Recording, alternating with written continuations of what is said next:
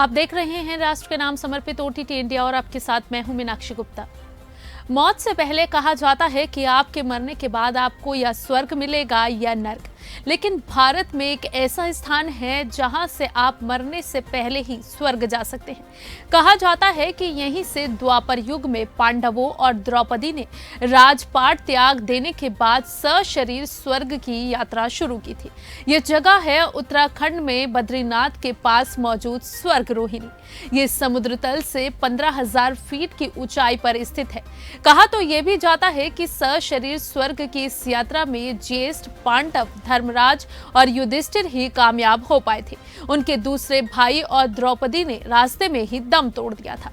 धर्मराज और युधिष्ठिर के साथ एक श्वान का साथ होने की वजह से वो अंत तक इस स्थान की यात्रा कर पाए। इसके बाद युधिष्ठिर के साथ श्वान ने ही पुष्पक विमान के जरिए स्वर्ग की ओर प्रस्थान किया था। स्वर्ग रोहिणी जैसा कि नाम से ही साफ समझ आता है कि स्वर्ग की ओर ले जाने वाली जगह। ये जगह इतनी खूबसूरत है कि अगर आप एक बार यहाँ चले जाएंगे तो यहाँ से आपका लौटने का मन नहीं करेगा। ये जगह पूरी तरह से बर्फ से ढकी रहती है। यहाँ आने के लिए मई से अक्टूबर का समय एकदम परफेक्ट है। इस जगह को लेकर मान्यता है कि यहाँ आज भी इंसानों के साथ श्वान आते हैं, लेकिन ये कहाँ से आते हैं और कहाँ चले जाते हैं आज तक इसका कोई पता नहीं लगा सका है।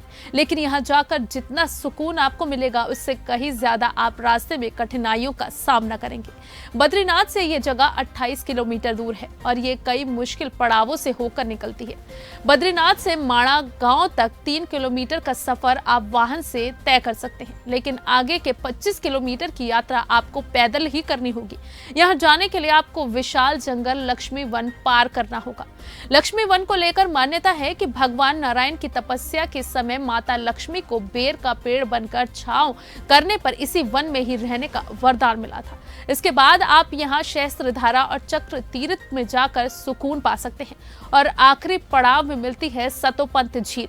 सतोपंथ झील को लेकर माना जाता है कि यहाँ पांडवों ने स्वर्ग की यात्रा करने से पहले स्नान किया था और यहीं से अलकनंदा नदी निकलती है।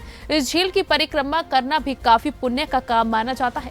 इस पूरी यात्रा में आपको 3 से 4 दिन का समय लगेगा। इस यात्रा के दौरान आप गुफाओं में आराम कर सकते हैं, लेकिन आपको अपने साथ खाने पीने का सामान खुद ले जाना होगा। तो आपको ये जानकारी कैसी लगी हमें कमेंट कर जरूर बताएं, लेकिन फिलहाल के लिए बस इतना ही। देश और दुनिया की तमाम बाकी खबरों के लिए आप जुड़े रहिए ओटीटी इंडिया के साथ, रग रग में हिंदुस्तान।